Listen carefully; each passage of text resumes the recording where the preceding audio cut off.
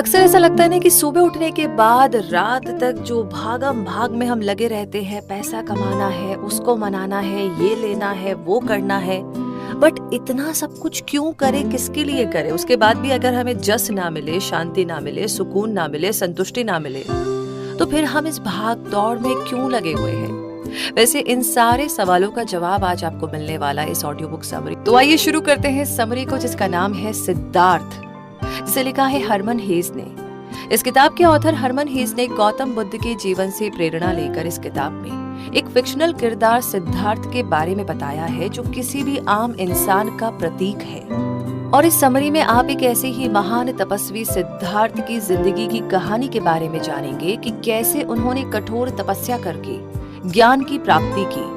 इस समरी में आप सीखेंगे कि सिद्धार्थ को भी एक आम इंसान की तरह जिंदगी में बहुत सारी मुश्किलों का सामना करना पड़ा। सिद्धार्थ ने अपने पिता की मर्जी के खिलाफ जाकर संन्यास लिया, पर संन्यास का रास्ता इतना आसान नहीं था। एक आम इंसान की तरह ही उनके अंदर भी काम, क्रोध, लोभ, मोह जैसी बहुत सारी बुराइयां थी, और एक आम इंसान की तरह ही उन्होंने भी अपनी जिंदगी में कई सारी गलतियां भी की। पर इन सब के बावजूद उन्होंने हार नहीं मानी और अपनी सारी कमजोरियों और इच्छाओं को जीतकर ज्ञान प्राप्त किया। तो आइए इस जर्नी को शुरू करते हैं और महापुरुष सिद्धार्थ के जीवन से कुछ प्रेरणा लेने की कोशिश करते हैं। तो इस कहानी का पहला चैप्टर है ब्राह्मण का बेटा। सिद्धार्थ एक ब्राह्मण का बेटा था। वो बड़ा ही होनहार और तेज दिमाग लड़का था। उसे प्रकृति से बड़ा लगाव था, इसीलिए वो ज्यादातर घर से बाहर ही रहा करता था। उसे जंगलों, पहाड़ों में घूमना और साधु संतों की संगत में रहने से आनंद मिलता था। सिद्धार्थ को अपने पिता से ज्ञान की बातों पर चर्चा करना भी बहुत अच्छा लगता था। सिद्धार्थ की तरह गोविंद भी ब्राह्मण का बेटा था और सिद्धार्थ के साथ उसकी गहरी दोस्ती थी। दोनों साथ मिलकर ध्यान और योग का अभ्यास करते थे। सिद्धार्थ अपनी साधना और ध्यान के प्रति पूरी तरह से समर्पित था। उसके पिता उससे बेहद प्यार करते थे। उन्हें अपने होनहार बेटे पर बड़ा गर्व था और वो हमेशा उसके सुनहरे भविष्य के सपने देखा करते थे। सिद्धार्थ के अंदर ज्ञान हासिल करने की प्रबल इच्छा थी। वो इस विषय में और भी बहुत कुछ सीखना चाहता था। उसकी लगन को देखकर उसके पिता ने मन ही मन उसे एक महान संत और पुजारी के रूप में देखना शुरू कर दिया था। वास्तव में वो तेजस्वी ब्राह्मण पुत्र आम लोगों से अलग भी था और अनोखा भी था। सिद्धार्थ सबका चहेता और दुलारा था। पिता की तरह उसकी माँ भी सिद्धार्थ पर गर्व करती थी। अपने भाई बहनों का लाडला भाई सिद्धार्थ सबकी आंखों का तारा था। उसका दोस्त गोविंद तो जैसे उस पर जान छिड़कता था। सिद्धार्थ को जानने वाले हर इंसान को यकीन था कि एक दिन वो एक महान संत बनेगा। अब यूं तो सब लोग सिद्धार्थ से प्यार करते थे, उसे बेहद चाहते थे, पर इसके बावजूद भी वो खुश नहीं था। वो सबकी भावनाओं का सम्मान करता था, सबको खुश रखने की कोशिश करता था और इस बात से भी बखूबी वाकिफ था कि वो कितना खुशकिस्मत है कि लोग उससे इतना प्यार करते हैं, उसे सिर आंखों पर बैठाते हैं। साधु संतों की संगत में उसे ज्ञान की बातें सुनने को मिलती थी, पर इन सब के बावजूद भी सिद्धार्थ को अपने जीवन में एक अधूरापन महसूस होता था। उसे ऐसा लगता जैसे उसकी अंतरात्मा जन्म जन्मांतर की प्यासी है। फिर धीरे धीरे वक्त के साथ सिद्धार्थ सबसे दूर होता चला गया। उसके मन में अनगिनत सवाल उठा करते थे। उसका जिज्ञासु मन हर वक्त सवालों के घेरे में उलझा रहता। उसे ज्ञान की बातें तो मालूम थी, पर मन में शांति नहीं थी। उसका मन उससे पूछता रहता, क्या भगवान को चढ़ाया गया भोग सार्थक है? आत्मा क्या है और कहाँ रहती है? अगर आत्मा हाड़ मांस नहीं है तो फिर क्या है? उसका असली रूप कैसा है? ऐसे बहुत सारे सवाल। वो जितना ज्यादा सोचता उतना ही और ज्यादा उलझ जाता। उसके सवालों ने उसे इतना परेशान कर दिया कि उसके दिन का चैन और रातों की नींद सब गायब होने लगे। फिर एक दिन सिद्धार्थ ने अपने दोस्त गोविंद से कहा कि वो दोनों एक वट के पेड़ के नीचे बैठकर ध्यान लगाएंगे। दोनों दोस्त कई घंटों तक ध्यान लगाकर बैठे रहे। शाम गहराई तो गोविंद की ध्यान साधना पूरी हुई, पर सिद्धार्थ अभी भी आंखें बंद किए गहरे ध्यान में डूबा हुआ था। वो एक मूर्ति की तरह निश्चल और शांत लग रहा था। सिद्धार्थ के दिमाग में उन तपस्वियों की तस्वीरें घूमने लगी जो दुनियादारी को छोड़कर संन्यास ले लेते हैं। उसका मानना था कि घोर कष्ट सहकर जो लोग कठोर तपस्या करते हैं, सिर्फ उन्हें ही मोक्ष की प्राप्ति होती है। कुछ देर बाद सिद्धार्थ ध्यान से उठा और उसने गोविंद को अपना फैसला सुनाते हुए कहा कि वो अब एक तपस्वी बनेगा। सिद्धार्थ अपने पिता के कमरे में गया और उन्हें बताया कि वो संन्यास लेकर तपस्वियों का जीवन जीना चाहता है। उसे यकीन था कि उसके पिता इस बात से इनकार नहीं करेंगे, पर उसके पिता ने बड़ी देर तक उसे कोई जवाब नहीं दिया। सिद्धार्थ की बातों ने उनका दिल तोड़ दिया था। वो उससे बेहद नाराज थे। उन्हें यकीन था कि सिद्धार्थ उनके बताए हुए रास्ते पर चलेगा और उनका नाम रोशन करेगा, पर वो तो एक सन्यासी बनने की बातें कर रहा था। उन्होंने तो अपने बेटे के भविष्य के लिए कुछ और ही सोच रखा था। वो सिद्धार्थ को कमरे में अकेला छोड़कर सोने चले गए, पर ब्राह्मण को रात भर नींद नहीं आई। उन्होंने देखा कि सिद्धार्थ अभी तक उनके कमरे में ही खड़ा था। वो अपनी जगह से इंच भर भी टस से मस नहीं हुआ। ब्राह्मण रात में 5-6 बार उसे देखने के लिए उठे, पर सिद्धार्थ तो हिला ही नहीं। पूरी रात यूं ही गुजर गई। आखिर जब सुबह हुई तो सिद्धार्थ के पिता ने उसकी जिद के आगे घुटने टेक दिए। उन्होंने बड़े भारी मन से अपने बेटे को संन्यास लेने की आज्ञा दे दी। आखिरी बार अपनी माँ से मिलने के बाद सिद्धार्थ ने हमेशा के लिए घर छोड़ दिया। घर से निकलते वक्त जब गोविंद भी उसके साथ चलने लगा तो उसके चेहरे पर मुस्कान आ गई। और इसी के साथ इस कहानी का अगला चैप्टर है तपस्वियों के साथ। जल्द ही सिद्धार्थ और गोविंद को तपस्वियों की एक टोली मिली और वो दोनों उनके साथ चल पड़े। उनकी संगत में रहते रहते उन्हें भी अब एक कठोर जीवन जीने की आदत पड़ चुकी थी। उन्होंने कम से कम साधनों में जीना सीख लिया। कपड़े के नाम पर सिद्धार्थ एक लंगोट और लबादा पहनते थे और अक्सर भूखे भी रहा करते थे। सिद्धार्थ के लिए अब जीवन के मायने बदल गए थे। वो लोगों को काम पर जाते देखते तो उनका मन कड़वाहट से भर जाता। वो सोचा करते कि एक आम जिंदगी जीने में भला क्या सुख है, कहीं ये लोग खुश रहने का नाटक तो नहीं कर रहे हैं। उनके मन में कई सारे सवाल उठते थे जिनका जवाब पाने के लिए वो तड़प रहे थे। सिद्धार्थ तपस्वियों की तरह जीना सीख चुके थे। गोविंद अब भी एक परछाई की तरह उनके साथ था। सिद्धार्थ ने इस दौरान खुद को कई तरह से शारीरिक कष्ट दिए, जैसे कि उन्होंने दर्द, भूख और प्यास से रहना सीख लिया था और वो ये भी समझ चुके थे कि दुख हमारे जीवन का एक अहम हिस्सा है, इसीलिए दुखों से कभी घबराना नहीं चाहिए। अब वो बिना विचलित हुए घंटों ध्यान साधना में बैठने लगे। ध्यान के माध्यम से वो अपनी 5 इंद्रियों पर काबू पाना चाहते थे, क्योंकि उनके लिए आगे बढ़ने का यही एक तरीका था। अपने अहम का त्याग करके वो ज्ञान प्राप्त करने की इच्छा रखते थे। सिद्धार्थ और गोविंद जब भिक्षा मांगने जाते तो दोनों बहुत सारी बातों पर चर्चा करते थे। सिद्धार्थ ने गोविंद को बताया कि तपस्वियों की संगत में रहने के बावजूद भी उसे अभी तक सच्चा ज्ञान नहीं मिल पाया था। तो सिद्धार्थ कुछ दिन और तपस्वियों के साथ रहा, पर अपनी मोक्ष प्राप्ति के आसार उसे दूर दूर तक नजर नहीं आ रहे थे। दिन ब दिन उसकी निराशा बढ़ती जा रही थी। हालांकि उसके दोस्त गोविंद को ऐसा नहीं लगता था। उसने सिद्धार्थ को शिक्षा और ज्ञान की वो सारी बातें याद दिलाई जो अब तक उन लोगों ने सीखी थी। सिद्धार्थ ने उदासी से सिर हिलाते हुए हामी भरी, लेकिन जितना उसने सीखा था वो काफी नहीं था।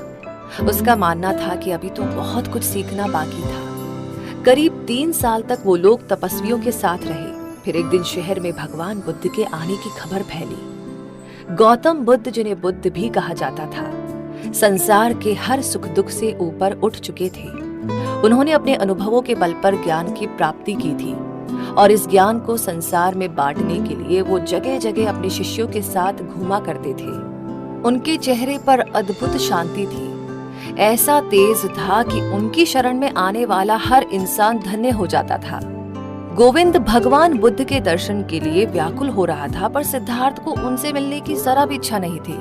वो ज्ञान और दर्शन की बातें सुन सुनकर ऊब चुका था। जब घर बार त्यागने के बाद भी उसके मन को शांति नहीं मिल पाई तो ज्ञान की खोखली बातें सुनकर भला क्या मिलती। लेकिन अपने दोस्त के उत्साह को देखकर उसने भी गोविंद के साथ जाने का मन बना लिया।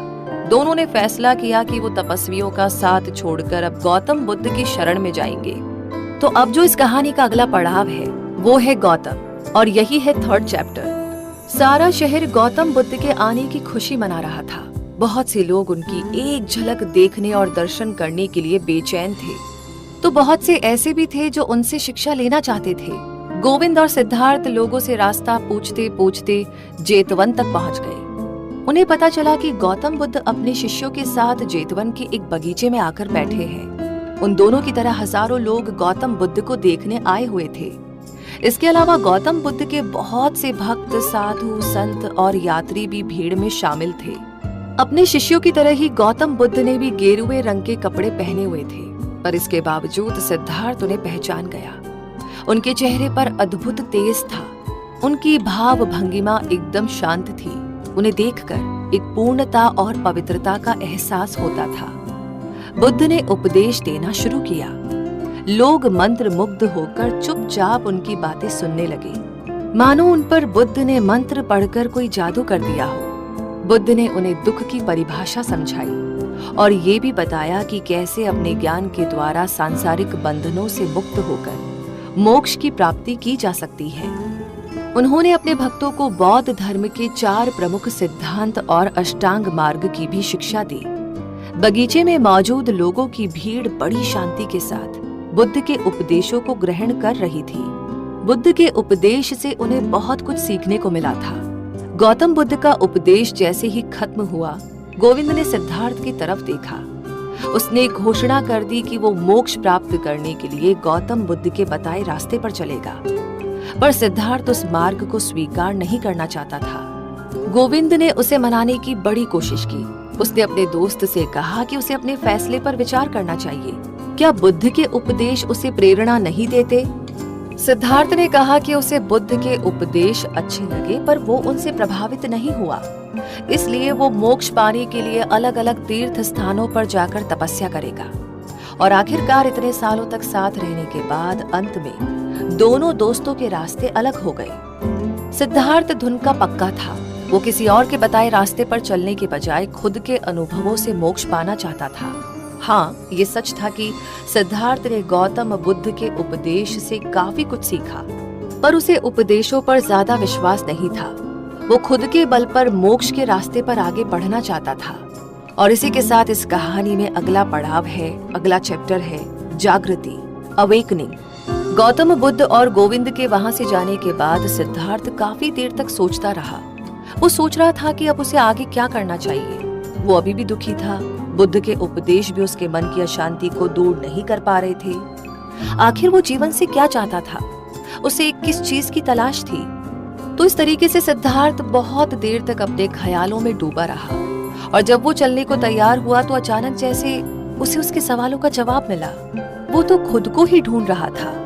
दूसरों से ज्ञान हासिल करने की कोशिश में वो खुद को कहीं खो चुका था। इतने सालों से वो दूसरों से सीखने की कोशिश कर रहा था, जबकि वो खुद से ही काफी कुछ सीख सकता था। वो खुद अपना गुरु और खुद ही शिष्य था। और ठीक उसी पल में सिद्धार्थ को उस सच्चे ज्ञान की प्राप्ति हुई जिसकी तलाश में वो इतने बरसों से भटक रहा था। और इस कहानी के सफर में अब अगला पड़ाव है, अगला चैप्टर है कमला। सिद्धार्थ अब एक नए नजरिए से दुनिया देख रहा था। एक बार फिर वो अपने ख्यालों में डूब गया। दिन पर दिन यूं ही गुजरते जा रहे थे। वो अपने आसपास की हर चीज को बड़े गौर से देखता और हैरान होता। उसे हैरानी होती कि प्रकृति कितनी महान और कितनी विशाल है। सिद्धार्थ खुद बड़ा भाग्यशाली महसूस कर रहा था कि वो इन सब अनुभवों से होकर गुजर रहा है। अब वो जंगल के बीच में नदी किनारे एक नाव वाले के साथ उसके झोपड़े में रहने लगा था। एक दिन उसने नाव वाले से कहा कि भाई, क्या तुम मुझे नदी के उस पार ले चलोगे? पर मेरे पास तुम्हें देने के लिए कुछ भी नहीं है। इस पर नाव वाले ने कहा, मैं तुम्हें नदी के पार ले चलूंगा, तुम्हें परेशान होने की जरूरत नहीं है। इस नदी को देखो, इसका पानी लगातार बहता रहता है। हर चीज लौटकर वापस जरूर आती है और मुझे यकीन है कि तुम भी एक दिन नदी की तरफ वापस लौट आओगे। इसके बाद सिद्धार्थ चलते चलते एक शहर में पहुंचा। वहां पर उसे एक बहुत ही खूबसूरत लड़की मिली जिसका नाम कमला था। उसकी खूबसूरती ने सिद्धार्थ पर जादू सा कर दिया। कमला खूबसूरती और नजाकत की मूर्ति थी। सिद्धार्थ को कभी किसी से प्रेम नहीं हुआ था। वो प्यार के बारे में कुछ भी नहीं जानता था, इसीलिए उसने कमला से मिन्नत करते हुए कहा कि वो उसे प्रेम के बारे में सब कुछ बताए। नौजवान सिद्धार्थ के साहस और सच्चाई से प्रभावित होकर कमला ने उसकी बात मान ली। हालांकि सिद्धार्थ का जीवन अब पहले की तरह तपस्वियों जैसा नहीं रहा। अब वो एक अमीर व्यापारी कामा स्वामी के घर में रहने लगा और जीवन की हर सुख सुविधा का आनंद लेने लगा था।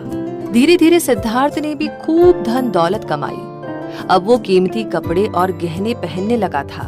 उसने कामा स्वामी का बिजनेस संभाल लिया था और कमला से मिलने जाया करता था। उसने कमला को कई सारे कीमती तोहफे दिए और कमला ने उसे प्रेम करना सिखा दिया था।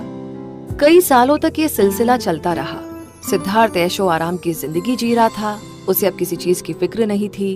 पर एक रात उसे अचानक सब कुछ याद आ गया कि वो कौन है, उसने किस मकसद से घर छोड़ा था। उसे अपनी पिछली जिंदगी याद आने लगी। कीमती कपड़ों, गहनों और ऐशो आराम में डूबकर उसने आत्मचिंतन करना ही छोड़ दिया था। उसे ऐसा लगा जैसे वो धीरे धीरे मौत की तरफ बढ़ रहा है। वो सोचने लगा कि मोक्ष प्राप्त करने की अपनी भूख से उसे कब छुटकारा मिलेगा। सांसारिक जीवन से तंग आकर वो एक आम के पेड़ के नीचे बैठकर अपने जीवन के बारे में सोचने लगा। उसके बाल सफेद हो चुके थे। उसे एहसास हुआ कि उसने जिंदगी का कीमती समय यूं ही बर्बाद कर दिया था। बैठे बैठे उसे गोविंद याद आया, उसे गौतम बुद्ध याद आए और तभी उसके चेहरे पर मुस्कान उभर आई। आधी रात के वक्त सिद्धार्थ अपना घर, अपना शहर छोड़कर एक बार फिर से एक नई यात्रा पर निकल पड़ा।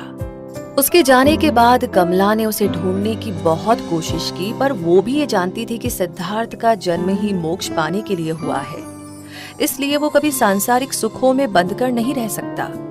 बड़े भारी मन से कमला ने अपने घर के दरवाजे लोगों के लिए बंद कर दिए। सिद्धार्थ के जाने के बाद अब वो किसी से मिलना नहीं चाहती थी। और इसी के साथ कहानी का अगला पड़ाव है नदी के किनारे। सिद्धार्थ एक बार फिर उसी जंगल में लौटा जहां उसे वो नाव वाला मिला था। वो अभी भी पहले जैसा ही जवान और सुंदर था, पर सिद्धार्थ बूढ़ा हो चुका था। उसे खुद पर बड़ी शर्म आई कि उसने जीवन का बहुत सारा कीमती समय भोग विलास में बर्बाद कर दिया। वो निराशा के सागर में डूब गया। बेहद निराश और दुखी होकर उसने नदी के साफ पानी में झांका। उसके अंदर पानी में डूबकर जान देने की इच्छा उभरने लगी। ऐसे जिंदा रहने का फायदा ही क्या था। उसे अपनी जिंदगी से नफरत हो गई थी। उसने पानी में छलांग मारने के लिए पैर आगे बढ़ाए ही थे कि तभी उसके अंदर से एक आवाज आई जिसने उसे आत्महत्या करने से रोक लिया। ये उसकी अंतरात्मा की आवाज थी जिसने सिर्फ एक शब्द कहा था, पर इतना ही सिद्धार्थ के लिए काफी था। उसे अपने अंदर फिर से एक नए जोश का एहसास हुआ। उसके मन में उमड़ते हुए दुख और चिंता के बादल छट गए। उसका मन अब पानी की तरह एकदम साफ हो गया था। वो एक शब्द जो उसके अंदर से आया था वो था ओम। यही वो शब्द था जिसे वो अपने घर में ध्यान लगाते समय जपा करता था। ओम का मतलब है वो जो पूर्ण है। सिद्धार्थ की आत्मा ने उसे धिक्कारा। वो कितना मूर्ख था जो आत्महत्या करने जा रहा था। यही सोचते सोचते वो गहरी नींद में चला गया और जब उसकी आंख खुली तो उसके सामने एक नई दुनिया थी। उसके विचार अब बदल चुके थे तो उसे दुनिया भी बदली हुई नजर आ रही थी। सिद्धार्थ लगातार ओम का जाप कर रहा था। ओम का उच्चारण उसके मन को शांति दे रहा था। नदी के किनारे खड़े होकर वो आज कई वर्षों बाद फिर से आत्म मंथन कर रहा था। वो बूढ़ा था पर उसका मन बच्चों की तरह मासूम और बहुत ही साफ था। वो अपने आप में कहीं गुम हो गया। इतने सालों की ध्यान साधना, तपस्वियों के साथ रहकर जो भी कुछ उसने सीखा था वो सब कुछ भूल गया। सिद्धार्थ के मन में अब कोई भी इच्छा बाकी नहीं रही और ना ही वो अपनी इंद्रियों का गुलाम था। उसे लोभ, मोह, माया से अब कोई डर नहीं था। उसने बहुत कष्ट झेले थे, बहुत दुख सहा था, दर दर भटका था, पर अब और नहीं। अब उसके दुखों का अंत हो चुका था। उसके होठों पर ओम का जाप था और उसका मन एकदम पवित्र था। सिद्धार्थ के होठों पर अब बच्चों जैसी मासूम और प्यारी मुस्कुराहट थी। हर चीज उसके खिलाफ जा रही थी। सिद्धार्थ नीचे की तरफ तेजी से गिर रहा था, पर वो रोने के बजाय अपनी हालत पर हंस रहा था। उसने नदी को देखा। नदी भी तो नीचे की तरफ बहती जा रही थी। पहाड़ों से उतरकर नीचे मैदानी इलाकों में जाकर नदी कई धाराओं में बट जाती थी और शहर में रहने वालों को पानी मुहैया कराती थी। पर नदी नीचे की तरफ जाते हुए उदास नहीं थी, बल्कि वो अल्हड़ चाल से बल खाती हुई बह रही थी। सिद्धार्थ नदी को देखकर मुस्कुरा दिया। उसे लगा जैसे उसके अंदर आनंद का झरना फूट रहा है। वो अगर कमला के प्यार में डूबा रहता और कामा स्वामी के साथ मिलकर पैसा कमा रहा होता तो शायद उसे कभी भी इस आनंद का अनुभव नहीं होता। अगर उसने दुख का अनुभव नहीं किया होता तो उसे इस सुख की भी अनुभूति नहीं हो पाती। नदी ही अब उसकी सच्ची साथी थी, जिसके किनारे बैठकर वो आत्म मंथन कर सकता था। बड़े बड़े ज्ञानियों का ज्ञान भी उसे संतुष्ट नहीं कर पाया था। तपस्वियों की संगत में भी उसके मन को चैन नहीं मिला था। वो इतने सालों से खुद को ही ढूंढ रहा था और खुद ही इस बात से अनजान था। वो कभी समझ ही नहीं पाया कि मोक्ष का द्वार अपने अंदर से ही खुलता है। और इसी के साथ इस कहानी का अगला पड़ाव आता है नाव वाला। 20 साल से भी ज्यादा का वक्त गुजर गया था। एक दिन सिद्धार्थ दोबारा नाव वाले से मिला। वो नाव वाला, जिसका नाम वासुदेव था, उसे मुश्किल से पहचान पाया। सिद्धार्थ ने उसे अपनी आप बीती सुनाई। दोनों पुराने बिछुड़े हुए दोस्तों की तरह गले मिले।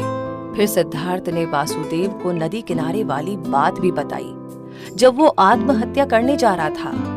वासुदेव ने कुछ सोचते हुए सिर हिलाया। वो सिद्धार्थ के जीवन की कहानी समझ चुका था। नदी उन्हीं से बातें करती है जिनका जीवन उसे कीमती लगता है, और नदी ने सिद्धार्थ को चुना था, तो वो उसे कैसे डूब जाने देती। इस तरह एक बार फिर से सिद्धार्थ नाव वाले के साथ उसकी झोपड़ी में रहने लगा। इस दौरान उसने नाव चलाना भी सीख लिया था। जब भी सिद्धार्थ को काम से फुर्सत मिलती, वो नदी की आवाज सुनने के लिए उसके किनारे बैठ जाता।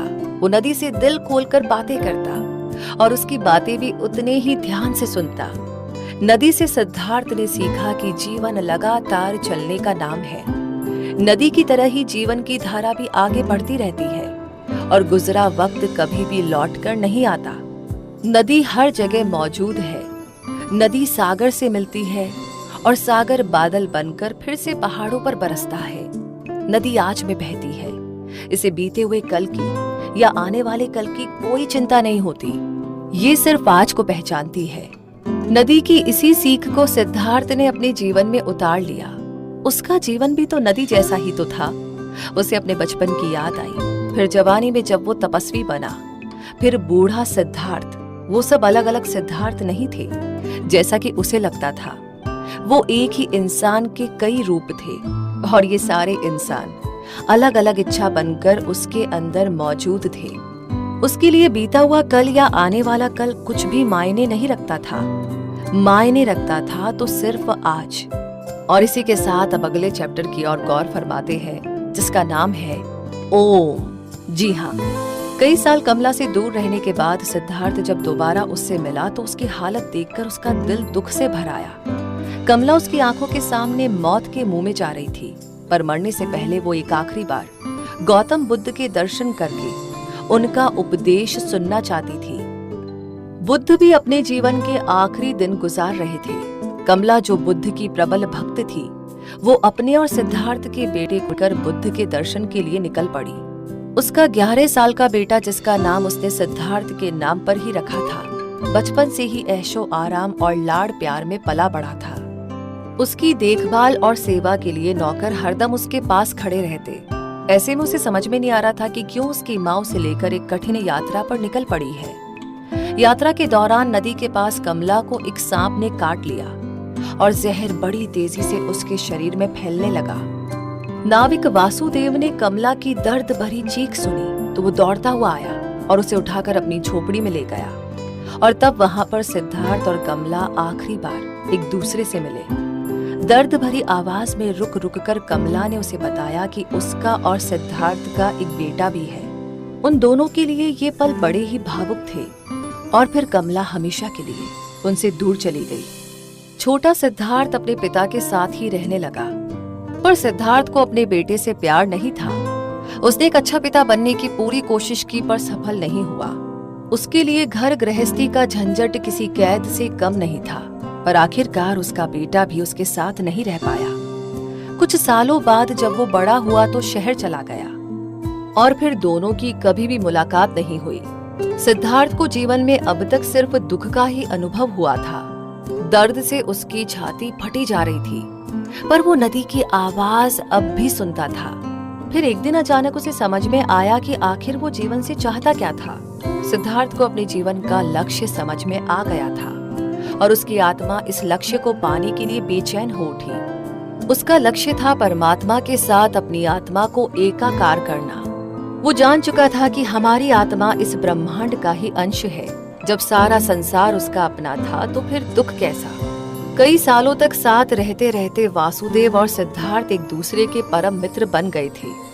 दोनों एक दूसरे के सुख दुख के भागी थे। सिद्धार्थ उससे अपना हर अनुभव बांटा करता था और वासुदेव मुस्कुराते हुए चुपचाप सब कुछ सुनता रहता।